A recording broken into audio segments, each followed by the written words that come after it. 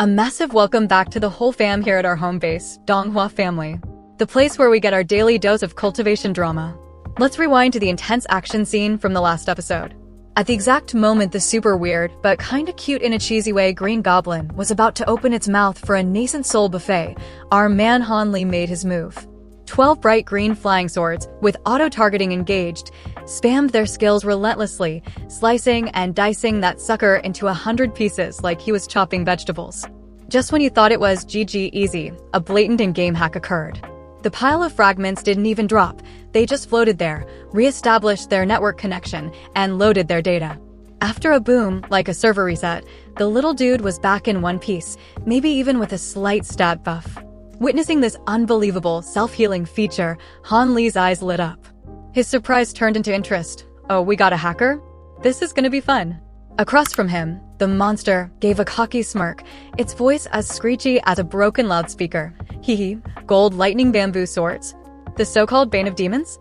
Sorry, sweetie, to me, that just tickles. The nerve of you trying to solo me, what a joke. He was still puffing out his chest, about to pop his ultimate, when suddenly Han Li's 12 swords stopped their solo act and went for a team fight. They soared into the sky and wove themselves into a super deluxe golden edition fishing net, complete with anti-hacking silver runes. This flashy golden net, radiating the pure scent of justice from its evil-warding divine lightning, dropped the cage right on his head. At first, he was still trash-talking. Huh, you think this shoddy net can catch me? But in the next second, his tone switched from cocky to sheer panic as he realized this electric cage had a hack-deleting function. Oh my god, dude, spare me. This isn't your standard issue net. The net tightened without mercy, the silver runes flared up, and his self-healing ability was instantly turned off. The little guy was compressed into a golden ball, able to do nothing but scream helplessly from inside. Let me out. Do you know who my dad is? My dad's an elder in the spirit-controlling sect. If you don't let me go, my dad's whole guild will hunt you down. I'll rip out your soul and turn it into a keychain. Han Li just gave a cold smile that basically said, wow, I'm so scared. He carefully wrapped a few more layers of the net around it, just to be sure, then tossed the packaged goods into a box and slapped a whole bunch of restriction seals on it. With that done, Han Li casually fired off a fireball, deleting the former owner's corpse, then dusted off his hands and flew back to his hotel like he'd just been for a walk in the park. Immediately after, the entire cultivation community of the Yuanwu state was buzzing with drama. The infamous gangster duo, the twin fiends of Peng Yi, had suddenly vanished into thin air. The rumor mill went crazy, with everyone guessing the two big shots must have messed with the wrong main character, and got silenced. At the same time Han Li was packaging his new pet, in a land far, far away, an old man in the spirit-controlling sect who was meditating suddenly shot his eyes open, spat out a gallon of blood, and roared like his internet connection just died. Who kidnapped my precious pet? The server connection is lost. He immediately issued a nationwide manhunt, demanding his disciples find it in 3 months or hit the delete button on themselves as an apology. He specifically warned them to do it on the down low, so the Devil Flame sect wouldn't find out and start sniffing around for drama. He even sent 2 female disciples as his advanced scouts, while he started gearing up to personally join the fight. Meanwhile, at the Fu clan estate, the mood was festive as they prepped for the ancestors' 400th birthday bash. But the main character of the party, Fu Tianhua, was sitting in a dark room, sweating bullets like a student before a final exam. He had a bad feeling that my life is over kind of vibe. He was terrified his old enemies would show up to give him a surprise birthday present. So, he went into full panic mode. Red alert. Double the guards. Activate all the defensive formations. Run a VR check on any rogue cultivators who look shady. He was so paranoid, he even called his younger brother out of seclusion, telling him to bring the clan's guardian pet to the party for extra security. A few days later, Han Li, disguised as a dirt-poor cultivator, easily blended into the crowd crashing the party for free food. The moment he passed through the fancy-looking purple mist barrier, Han Li activated stealth mode and vanished without a trace. A second later, he landed right on the balcony of the Fu clan ancestors' room, where the 2 brothers were huddled over a secret letter. Just then, a voice as cold as ice, definitely not on the guest list, spoke up. Well, the Fu clan is pretty slick.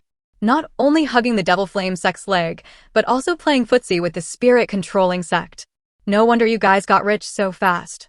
The Fu clan ancestor nearly had a heart attack, his spiritual power flaring up. Who's there? A flash of azure light, and Hanli appeared, not even bothering to hide his nascent soul stage aura, the pressure of which almost made the two old men pass out. The ancestor's face went white as a sheet. He quickly cupped his hands, his voice trembling. "Oh, esteemed senior. You've arrived. You should have given us a heads up. We would have rolled out the red carpet." Hanli replied curtly, "A red carpet would be useless. I'm uninvited. You two are the bosses here, right?" The ancestor was sweating rivers by now. Yes, a nascent soul stage senior. We didn't realize. What can we do for you, senior? Just say the word, and our clan will even hand over the deed to our house. Hanli narrowed his eyes and growled, "You're the Fu clan ancestor?" "Oh no, in front of you, senior. I'm just a grandnephew. I'm Fu Tianhua, the guy in charge of this place." Fu Tianhua answered, but in his head, he was screaming, "We're so screwed." Hanli looked at him with a strange smile. "Good, as long as you're the one in charge, I'm in the right place. I've come to the Fu clan to collect a debt, and naturally, I had to find you first." "Collect a debt? Huh? What debt, dude? I think this is the first time we've met. Are you sure you're at the right address?" Before the old man could figure out when he'd gotten on this killer's bad side, Hanli chuckled. "You know, I was going to tell you why you had to die. But you're asking too many questions. So, how about you just go on ahead? I'll send the rest of your clan to join you shortly so you can have a full reunion." Hearing that, the Fu clan ancestor flew into a rage and yelled, "What? You want to wipe the entire Fu clan server?" With that, he slapped on an Earth Evasion talisman and tried to dip out through the wall. "Running? You think you're faster than me?" Hanli sneered, but didn't even bother to chase him. He just casually flicked his finger. Snap. A streak of light shot out, and the ancestor's younger brother, his face still frozen in a state of loading, keeled over and died before he could even gasp. Immediately after, Hanli summoned Silvermoon and gave her an assignment. "Sis, that old guy is an earthbender. I'll leave him to you. With your skills, taking out a mid-core formation old man should be a piece of cake." With that said, Hanli slapped the pet pouch at his side. A flood of tricolored gold-devouring beetles poured out. Their buzzing was enough to make your skin crawl.